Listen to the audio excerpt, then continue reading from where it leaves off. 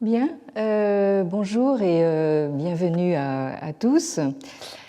La semaine dernière, vous vous rappelez peut-être que nous observions la réapparition en fanfare du mot civilisation, en chinois Wenming, dans le discours et la phraséologie officielle de la Chine d'aujourd'hui, au point de le trouver, ce mot, trônant en bonne place dans la liste des 12 valeurs centrales du socialisme telles qu'elles ont été définies par le Parti communiste. Donc vous voyez à l'image ces 12 valeurs que vous avez vues la dernière fois. Le mot qui nous intéresse le plus, en l'occurrence, c'est ce mot composé Wenming, ici. Donc, vous voyez que ces 12 valeurs, je le disais la dernière fois, se répartissent par série de 4 sur 3 niveaux. Donc, vous avez d'abord le niveau de l'État, ensuite le niveau de la société, et enfin le niveau de l'individu. Or, ce terme de Wenming, ici, apparaît sur la toute première ligne, c'est-à-dire donc au niveau de l'État, où le mot est défini dans le texte qui accompagne donc cette affiche. Donc vous voyez ce terme Wenming isolé ici, donc à côté de la statue de Confucius. Et c'est donc notre bon vieux Confucius qui est chargé de montrer que cette valeur de la civilisation, c'est-à-dire le fait d'être civilisé, qui est censée symboliser à elle seule l'enseignement et l'esprit confucéen tout entier, que cette valeur remonte à la haute antiquité de la Chine, considérée comme une civilisation. Donc nous avons les deux sens, les deux acceptions de ce terme Wenming en une seule représentation. Et donc le texte, je vous rappelle qu'il dit ceci: Wenming est un élément important du progrès de la société, c'est aussi un symbole important d'un pays socialiste moderne. C'est une condition indispensable de la construction de la culture Wenhua d'un pays socialiste moderne. Alors bonjour les répétitions, enfin bon, ce qu'on recherche, ce n'est pas tellement la légèreté ici. Et enfin, c'est un moyen important pour mettre en œuvre la glorieuse renaissance du peuple chinois, du Zhonghua Minzu. Donc ici, ce thème de la renaissance de la civilisation chinoise et du glorieux peuple chinois, c'est quelque chose d'omniprésent dans le discours officiel actuel.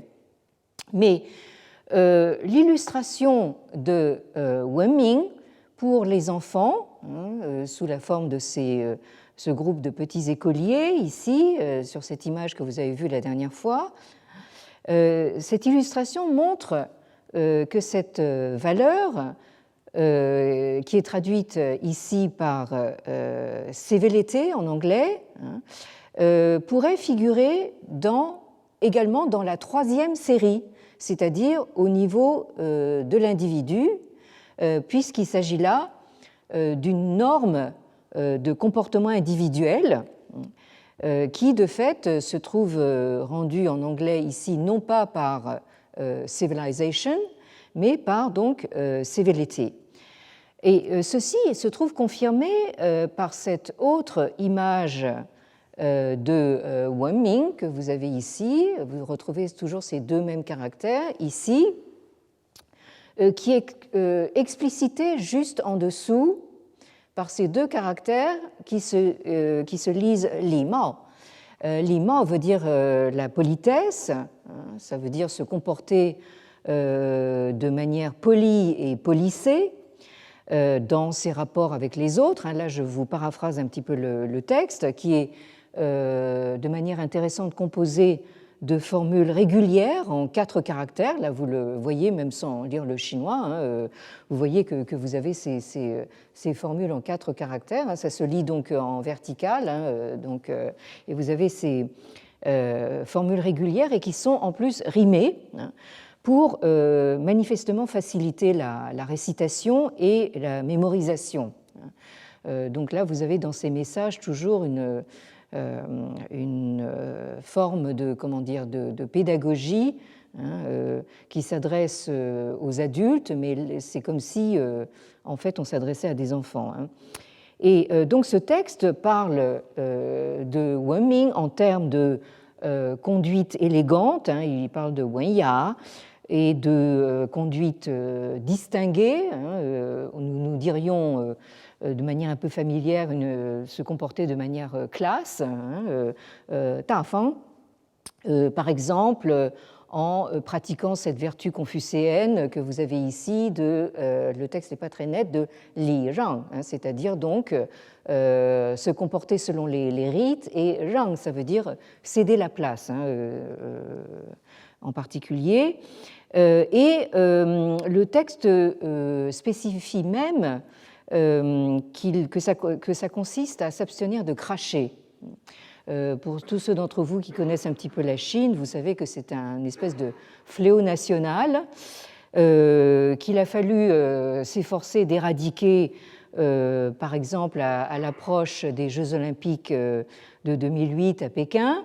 Donc les Pékinois étaient sommés de s'abstenir de cracher parce que ça fait mauvais effet, surtout devant les étrangers, ça les choque beaucoup. Et ainsi de même pour tout événement international important dont la Chine est hôte, type G7, G8, etc. Donc pendant ces événements, interdit de cracher. Alors, dans la foulée, il s'agit aussi d'éradiquer d'autres vieilles habitudes, comme on dirait pendant la révolution culturelle, des vieilles habitudes, comme par exemple la façon de manger des Chinois. Je ne sais pas si vous... Aussi, là, je m'adresse à ceux qui connaissent un petit peu la Chine. Les Chinois, quand vous les voyez manger sans contrainte, si vous voulez, bon, ils sont le nez dans le bol, ils poussent le riz comme ça directement du bol dans la bouche avec les baguettes. Enfin, ils mangent un peu comme des goinfres, quoi. Et aussi, un autre fléau à combattre, c'est le gaspillage de nourriture. C'est ce que vous disent ces messages que vous trouvez dans un restaurant.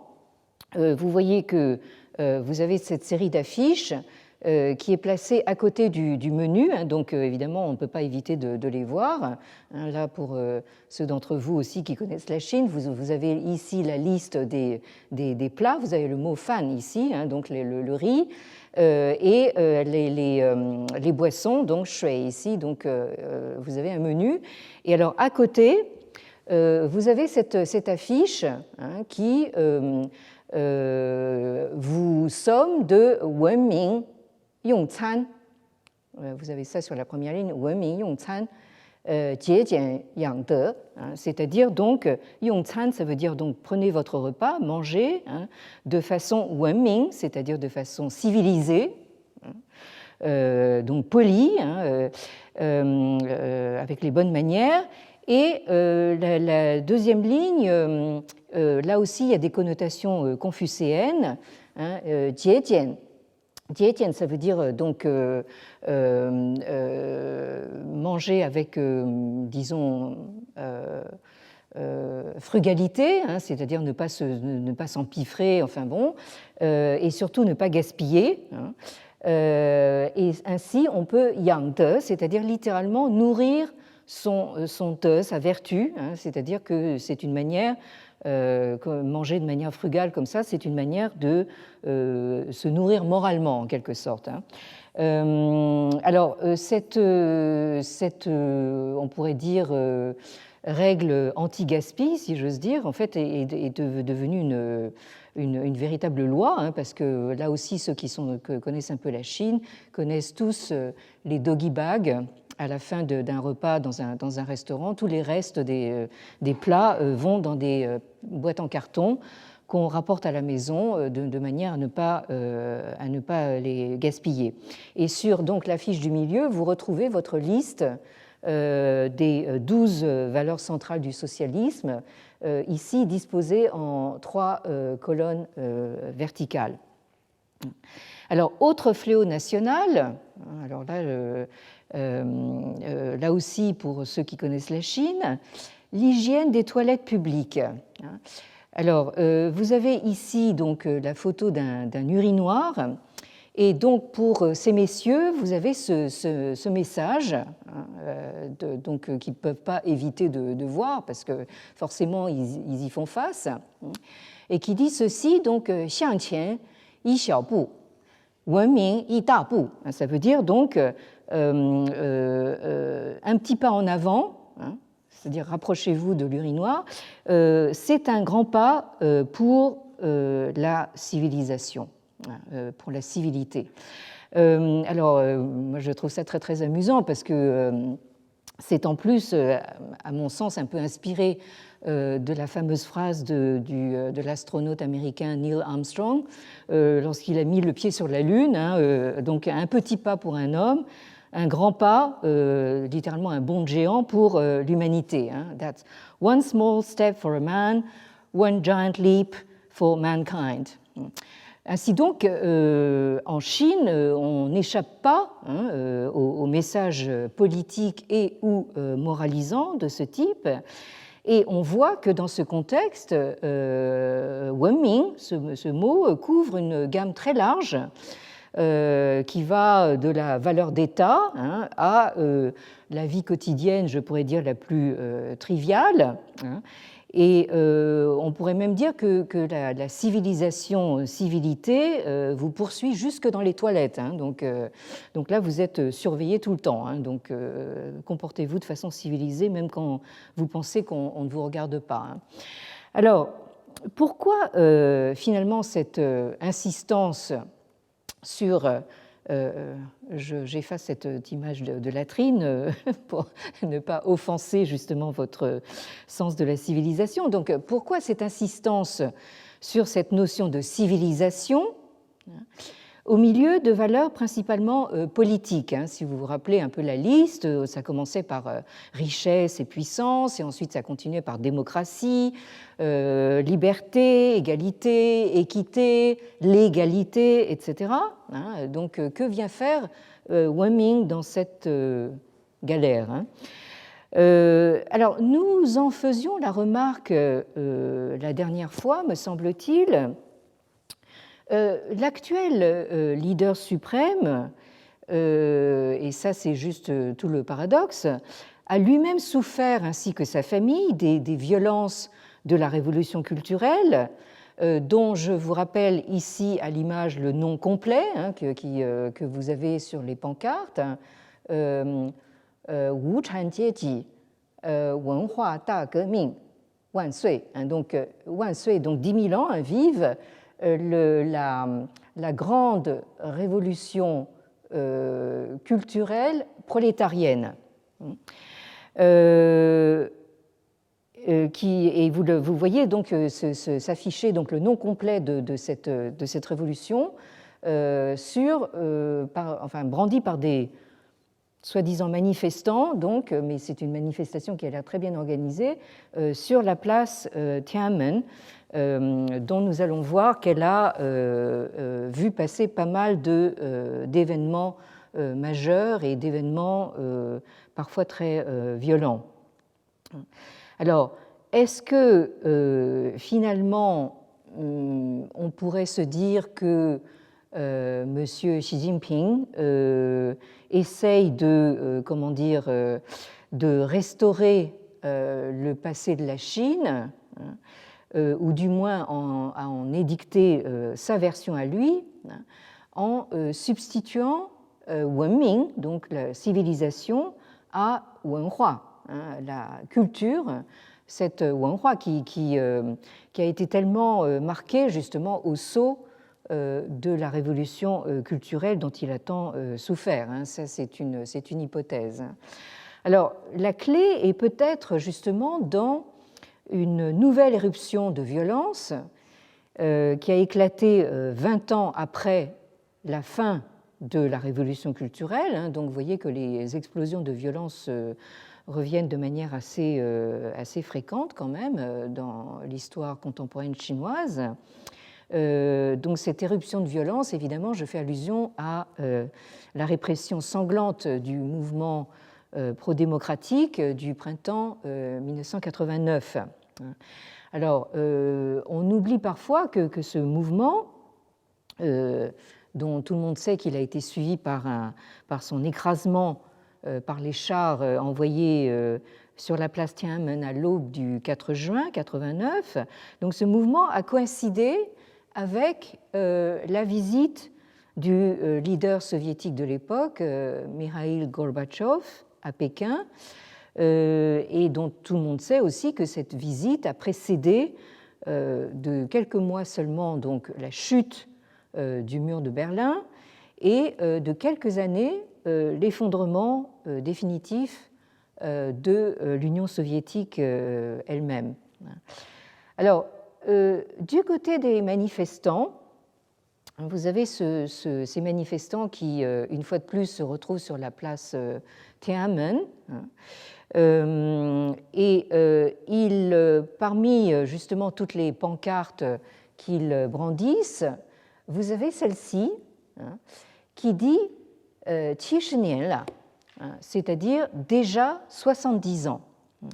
Alors, à quoi est-ce que ça fait référence? Ça fait référence en fait au 4 mai 1919, qui est véritablement l'événement qui marque l'entrée de la Chine dans la modernité, et presque plus que 1911 ou 1912, la proclamation de la première république de l'histoire chinoise par Sun Yat-sen. Donc, disons que les historiens, évidemment, retiennent la date de 1912, mais symboliquement, en fait, le 4 mai 1919, que les Chinois appellent le Wu Si Yundong, c'est-à-dire le Yundong, le mouvement de Wu Si, c'est-à-dire les Chinois mettent toujours le mois avant le jour, donc c'est le 5e mois, c'est-à-dire le mois de mai, 4e jour, c'est-à-dire donc le 4 mai 1919. Alors, ce qui est tout à fait intéressant, c'est que dans tout le XXe siècle chinois, vous voyez revenir périodiquement donc cette référence au 4 mai 1919, mais chaque fois dans un sens différent, voire opposé. Parce que, en réalité, dès le départ, dans cet événement du 4 mai 1919, il s'agissait, dont vous avez quelques images ici, alors vous voyez donc l'éternelle place Tiananmen, donc déjà le 4 mai 1919, des gens se regroupent pour manifester, voilà ce que ça donne.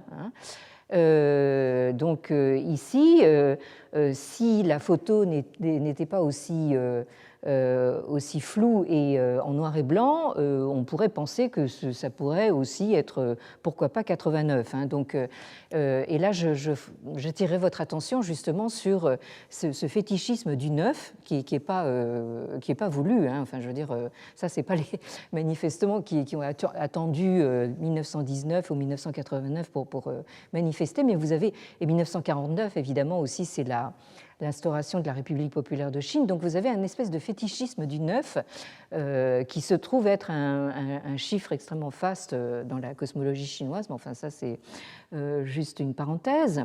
Mais toujours est-il que cet événement du 4 mai 1919 tendait à la fois à en finir avec la vieille culture, Wenhua.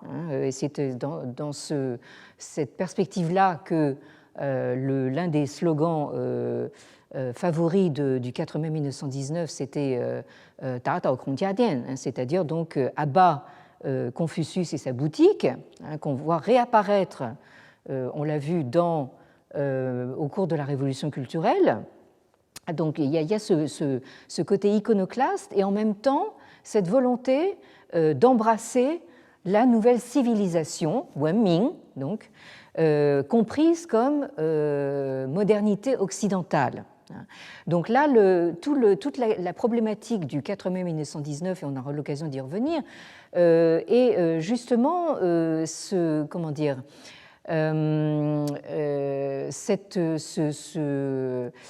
paradoxe que nous sommes à la fois dans un mouvement de protestation des étudiants de Pékin contre les traités inégaux de Versailles, qui ont été signés à la suite de la Première Guerre mondiale en 1919 justement, et en même temps une revendication de cette modernité comprise comme synonyme d'occidentalisation.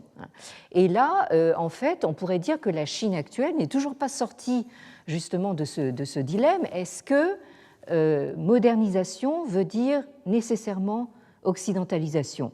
Et je pense que ce que nous voyons se passer aujourd'hui, c'est une volonté justement de dissocier les deux, c'est-à-dire de dire que la Chine peut être un pays socialiste moderne, mais en même temps anti-occidentaliste. Voilà. Donc, résumé très sommairement l'histoire du XXe siècle chinois. Alors, vous avez ici une caricature. Alors, ça fait plaisir quand même parce que le régime actuel nous met sur un régime sec, si j'ose dire, concernant les caricatures. On n'en voit pas beaucoup. Mais en 1919, on ne se privait pas donc de publier des caricatures comme celle-là, où vous voyez donc une foule de gens souffler ensemble, et leur souffle est tellement puissant qu'elle renverse justement toute la clique au pouvoir. Et la phrase qui accompagne justement ce dessin, c'est min qi yi zhi zhi xiaoguo, min qi yi zhi zhi xiaoguo, c'est-à-dire donc le qi, le souffle du peuple, c'est-à-dire nous traduirions par l'expression de la volonté populaire, ce souffle direct, il souffle directement, et voilà donc le xiaoguo, c'est-à-dire le résultat. C'est-à-dire que si le peuple se met à conspuer en même temps donc les gens au pouvoir, donc ils partent complètement à la renverse. Alors, une autre allusion au 4 mai 1919, très explicite chez les étudiants de 1989. Ici, alors vous avez la date très explicite de la photo.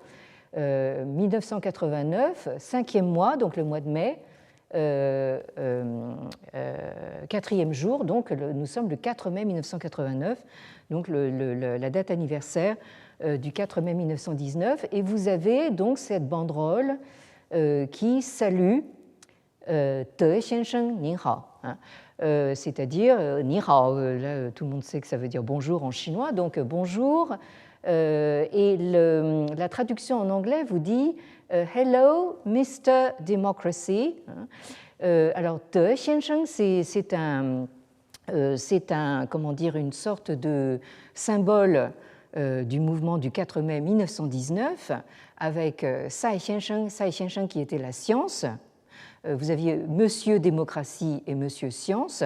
Donc ce que les Chinois ont fait, c'est qu'ils ont pris la première syllabe de la transcription de Democracy et de Science, donc ça donne De et Sai Xiansheng. Alors ce qui est tout à fait curieux, c'est que le Mr. Democracy devient Madame Démocratie, à savoir donc cette statue qu'on a appelée la déesse de la démocratie, donc ça s'est féminisé entre-temps par les soins des étudiants de l'école des beaux-arts de Pékin, donc qui ont construit cette statue un peu sur le champ, si j'ose dire.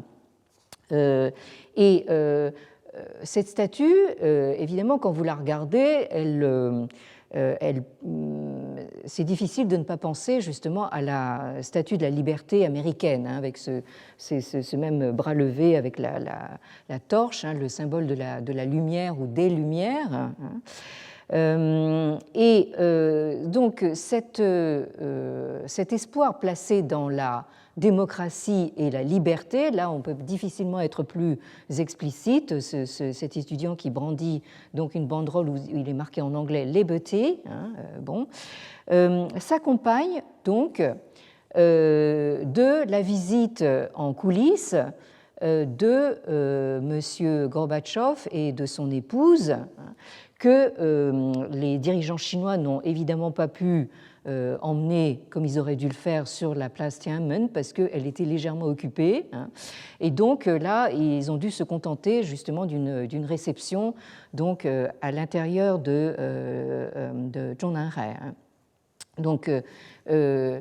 Gorbatchev, qui a l'air très enjoué ici, qui est en train de boire quelque chose peut-être d'un tout petit peu alcoolisé, a l'air très enjoué, mais il ne sait peut-être pas justement que sur la place, il y a des étudiants qui lui souhaitent la bienvenue. Vous avez ici donc un étudiant qui tient cette pancarte avec la photo de Gorbatchev, et donc en dessous il a écrit donc oui, donc bienvenue chaleureusement à M. Gorbatchev, et il dit en haut qu'il rend hommage justement à celui qui a amené donc un peu plus, enfin le processus de démocratisation en URSS.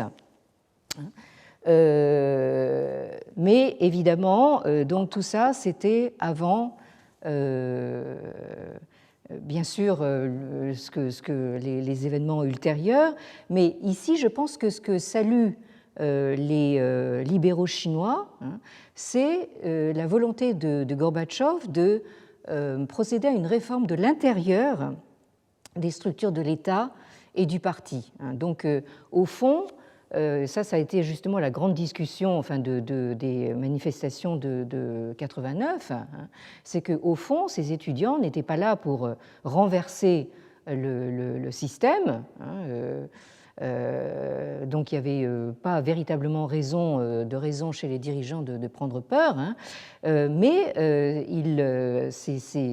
justement, ça paraît de manière explicite avec cette photo de Gorbatchev, c'est qu'au fond, il demandait aux dirigeants de l'État et du parti, enfin qui se confondent, c'est vraiment un État-parti, d'essayer de se réformer de l'intérieur. Mais bon, la fin, vous la connaissez.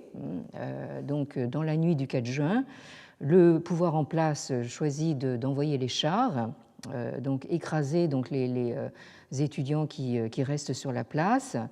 Et donc, jusqu'à ce jour, on ne connaît toujours pas le nombre exact de victimes, d'autant plus que cet événement de 89 est censé n'avoir jamais eu lieu. Ça, officiellement, on ne sait pas ce que c'est que 89.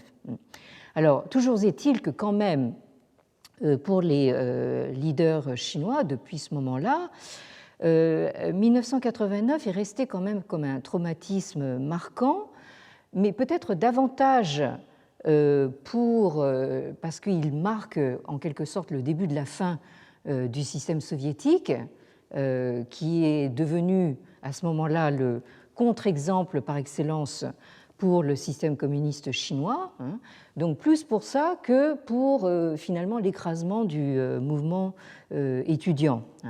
Alors, ces relations de la Chine avec l'URSS, bon, je ne m'y arrête pas, ce n'est pas mon propos, mais il faut quand même se rappeler que ça s'inscrit sur fond de querelles depuis des décennies, puisque dès les années 1960, le régime communiste chinois s'est inscrit violemment en faux contre ce qu'il appelait le révisionnisme soviétique, donc le Xiuzhengzhuyi.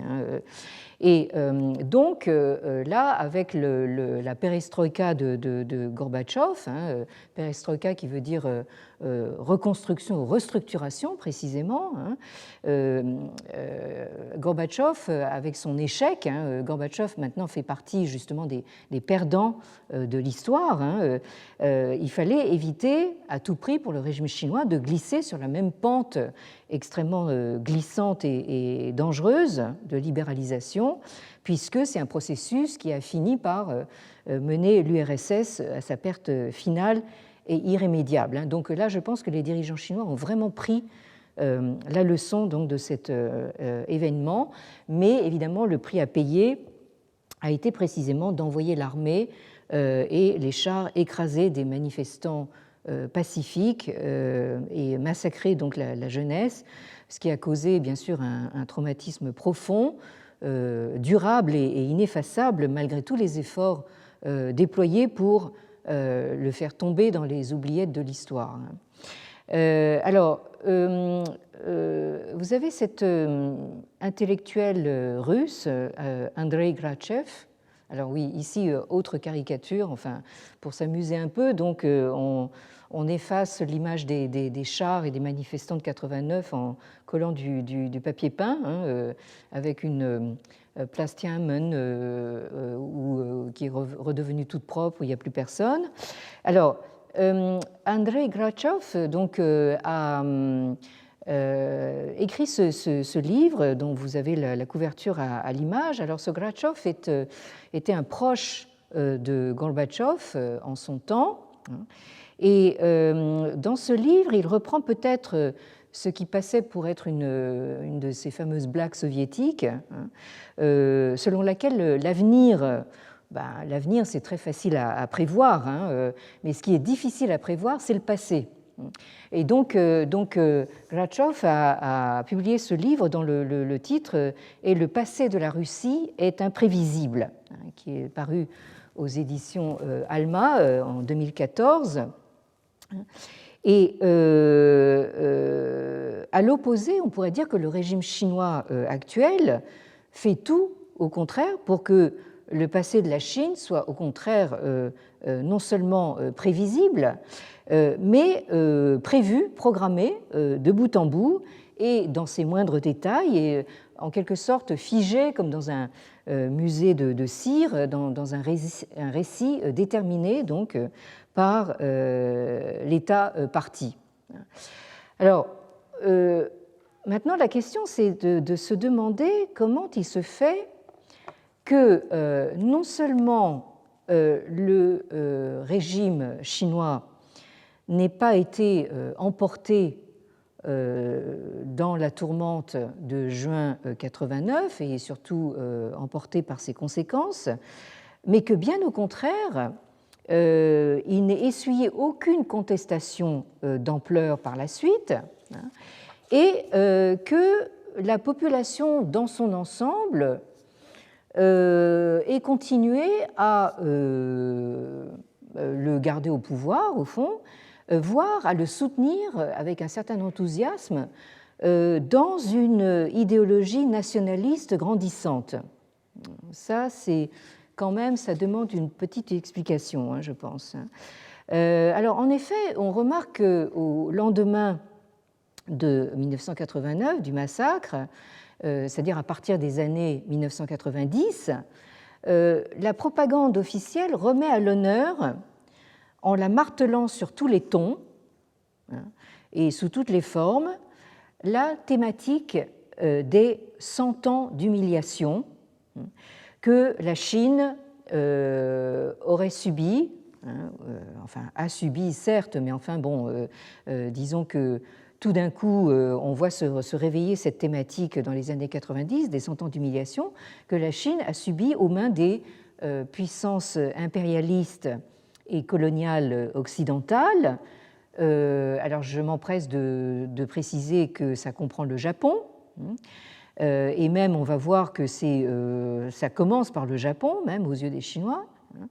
Donc à partir du milieu du XIXe siècle, les fameuses guerres de l'opium, jusqu'à la libération, comme l'appelle le régime communiste de 1949, la libération de la Chine par l'armée communiste qui a donc chassé le régime nationaliste de Chiang Kai-shek en place vers Taïwan. Alors, c'est donc ce récit des 100 ans d'humiliation, du siècle d'humiliation, qui a été mis en avant, semble-t-il, pour faire oublier le traumatisme de 1989 et qui a de fait accompagné la montée en puissance de la Chine à partir des années 2000. Et c'est la revanche éclatante de la Chine communiste sur l'impérialisme occidental, mais en réalité, encore une fois, aux yeux des Chinois, avant tout l'impérialisme japonais, qui est chargé de faire oublier donc tous les traumatismes de la période maoïste et immédiatement post-maoïste. Alors ça, c'est la thèse centrale d'un livre qui a fait beaucoup parler de lui. C'est ce livre écrit en anglais qui s'intitule Never Forget National Humiliation. Donc, n'oubliez jamais l'humiliation nationale, et en sous-titre Historical Memory in Chinese Politics and Foreign Relations. Donc, la mémoire historique dans la politique et les relations étrangères, les relations internationales chinoises.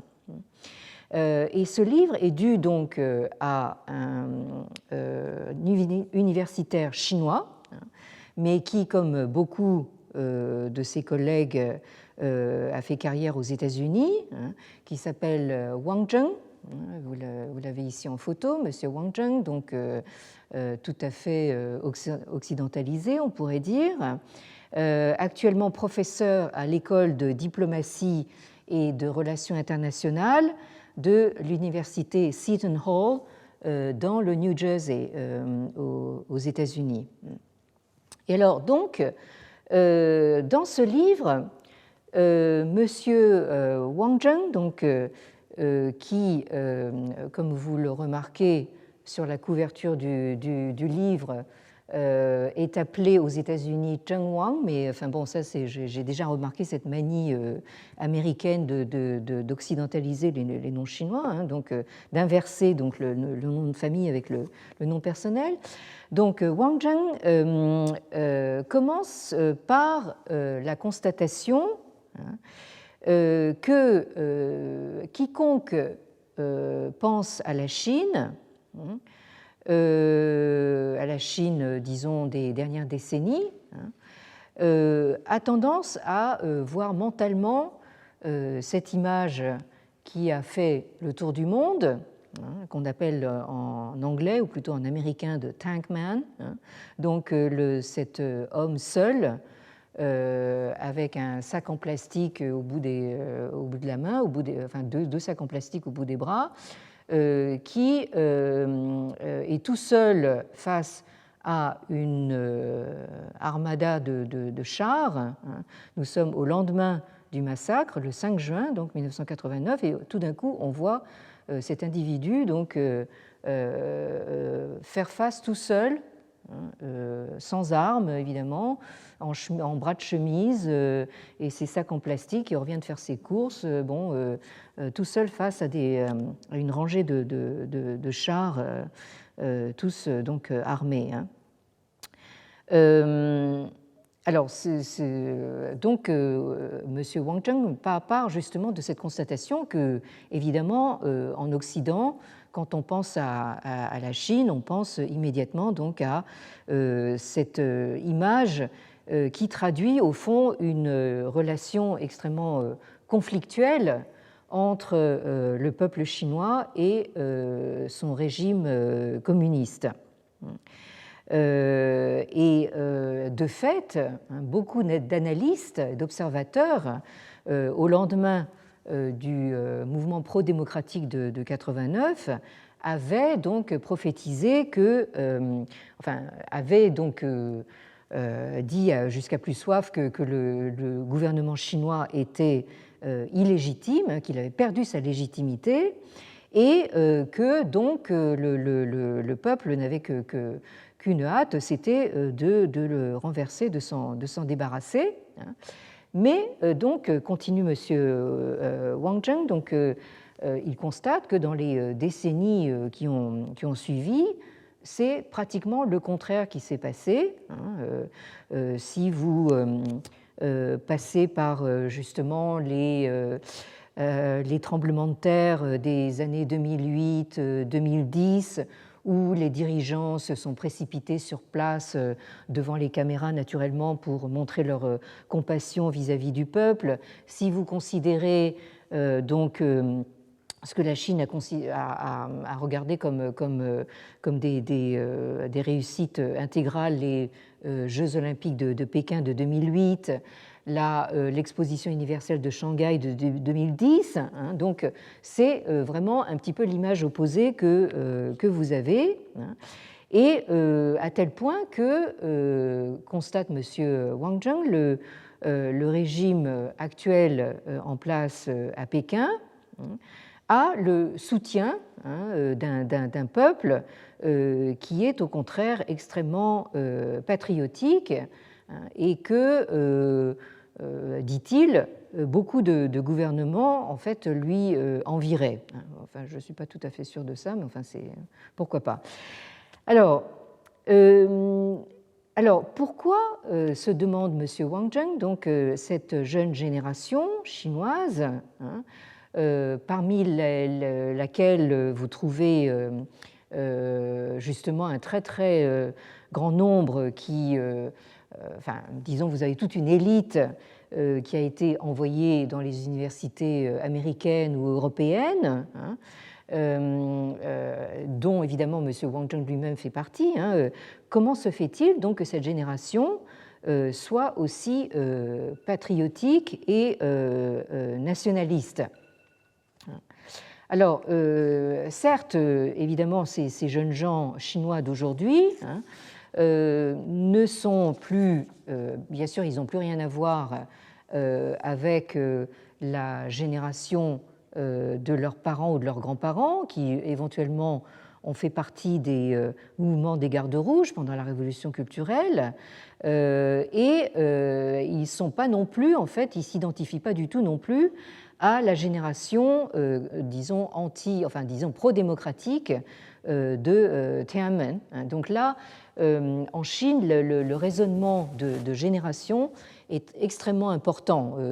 Très souvent, je me retrouve enfin, dans des circonstances publiques à répondre à des questions du genre alors les Chinois, qu'est-ce qu'ils pensent de ceci, cela? Bon, je commence par dire, bon déjà, la Chine est à l'échelle d'un continent, n'est-ce pas? Enfin, avec des ethnies différentes, un nombre incalculable de langues différentes, des cuisines différentes, et d'autre part, les Chinois, c'est aussi des gens comme nous, c'est-à-dire qui appartiennent à des générations différentes. Et là, les générations, ça se définit quelquefois à 1 ou 2 années près.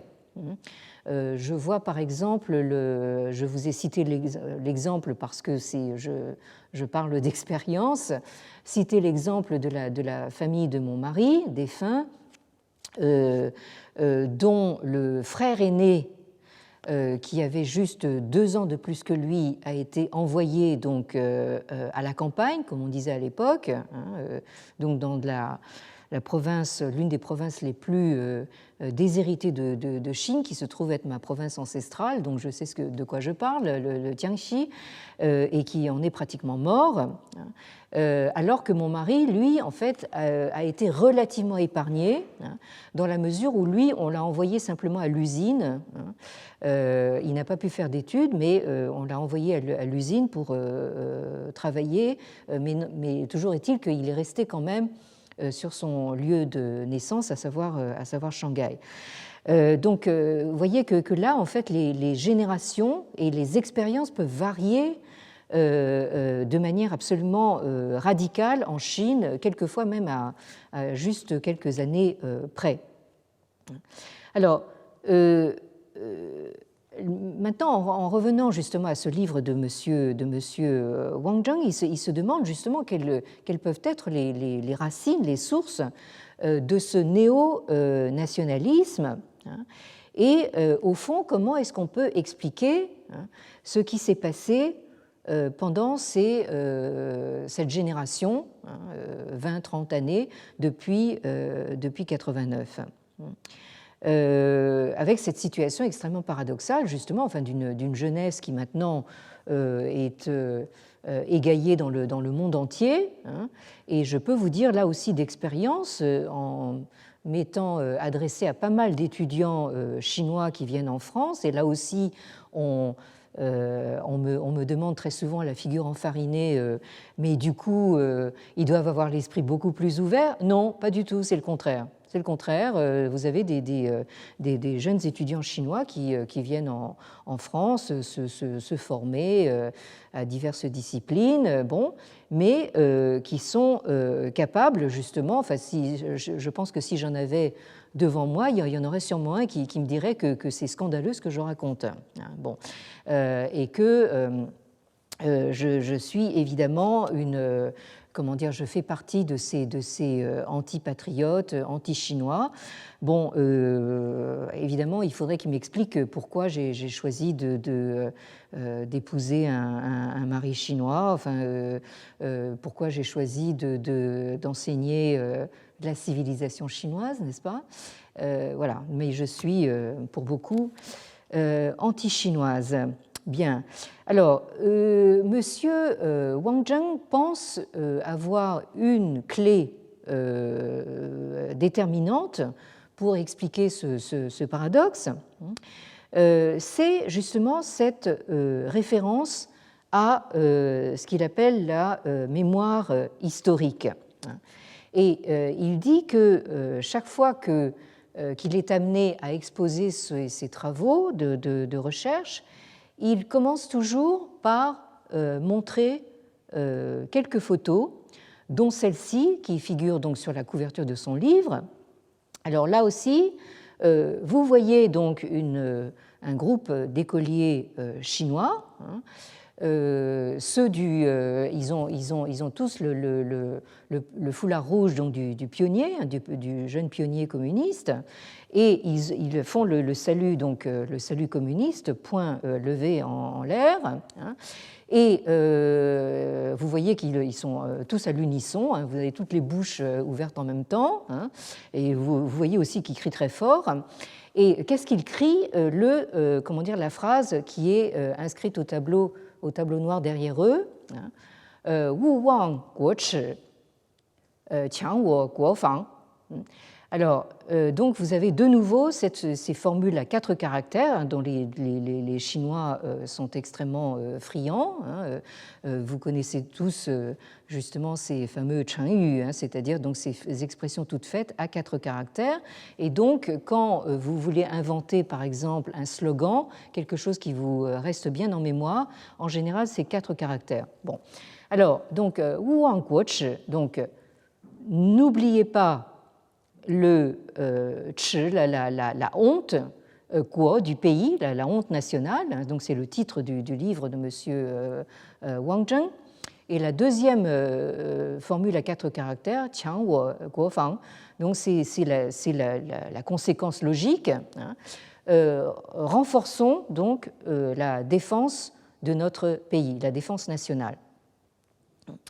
Et vous entrevoyez entre les têtes des écoliers du dernier rang donc cette autre phrase, donc Ji Nian Jiu Yiba Shibian, c'est-à-dire donc célébrons la mémoire, hein, donc commémorons, hein, le Shibian, donc l'incident, hein, l'événement de Jiu Yiba, c'est-à-dire donc 9-1-8, c'est-à-dire littéralement Jiu, c'est toujours le mois, hein, donc 9e mois, septembre, Yiba, c'est-à-dire 1-8, 18, donc l'incident du 18 septembre.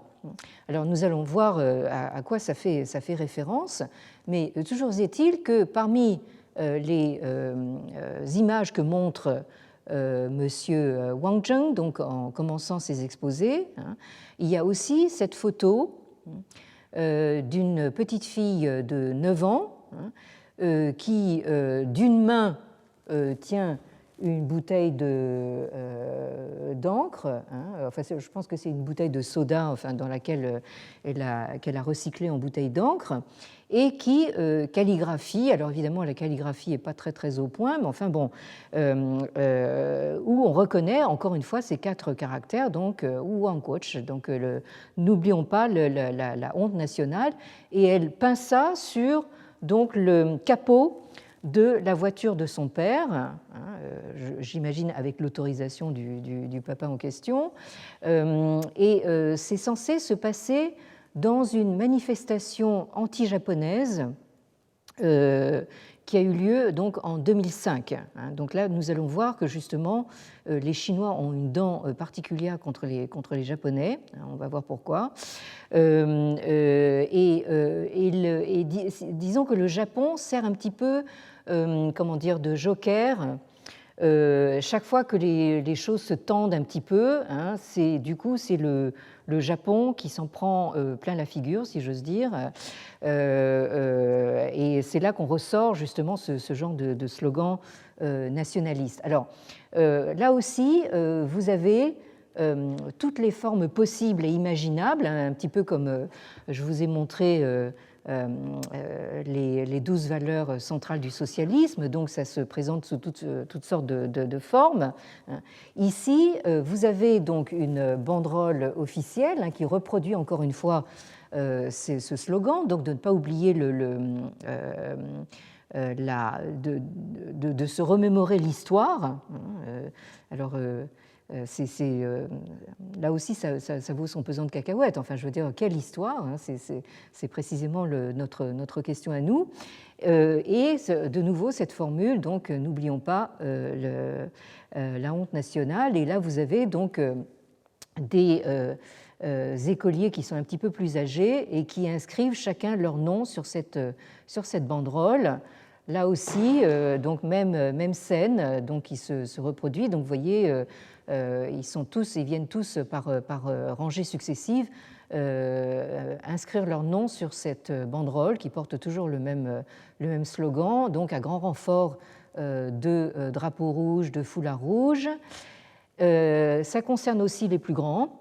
Vous avez ici donc des officiels qui viennent également signer en uniforme. Et là, vous avez la version donc Robert Beecham, si j'ose dire, donc inscrite sur les phalanges de quelqu'un qui a l'air particulièrement remonté. Alors là, ça ne fait plus partie des images de monsieur Wang Zheng, mais enfin, moi, je continue. Vous avez ici une manifestation aussi anti-japonaise, avec toujours ce même slogan. Alors, dans quelle mesure ces manifestations sont organisées?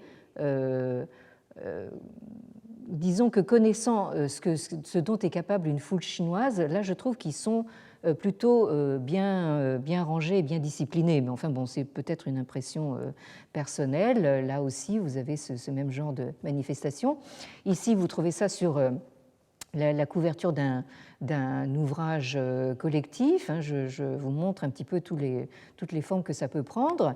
Et puis ici, vous avez également une soi-disant manifestation, donc, où là, vous n'avez pas la formule en 4 caractères, mais vous avez simplement donc, les 2 caractères quoch, c'est-à-dire la honte nationale, l'humiliation nationale, et dont le jour est fixé au justement 18 septembre. Alors ce 18 septembre,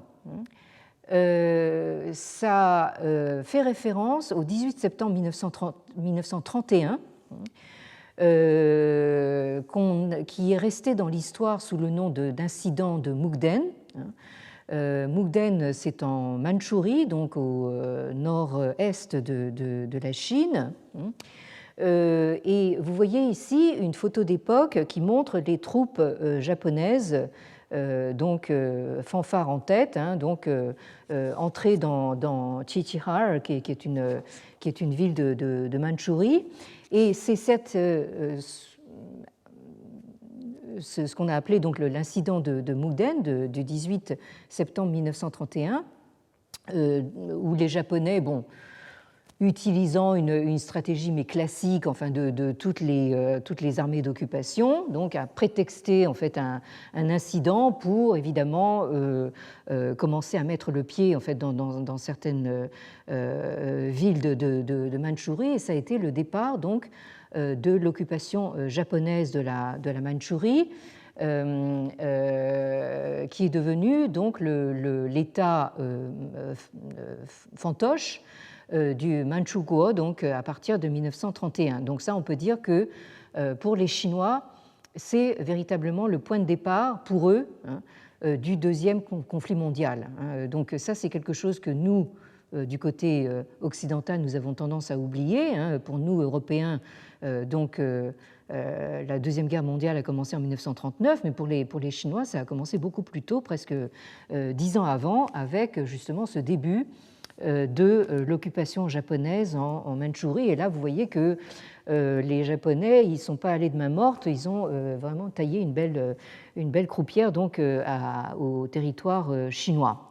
Bon, alors maintenant, est-ce que ça explique pourquoi il y a maintenant cette obsession justement de la honte nationale? C'est ce que nous allons continuer à voir la semaine prochaine. Merci à vous qui êtes présents et merci à tous ceux qui nous suivent donc, à distance. Bonne semaine et à bientôt, j'espère. Au revoir.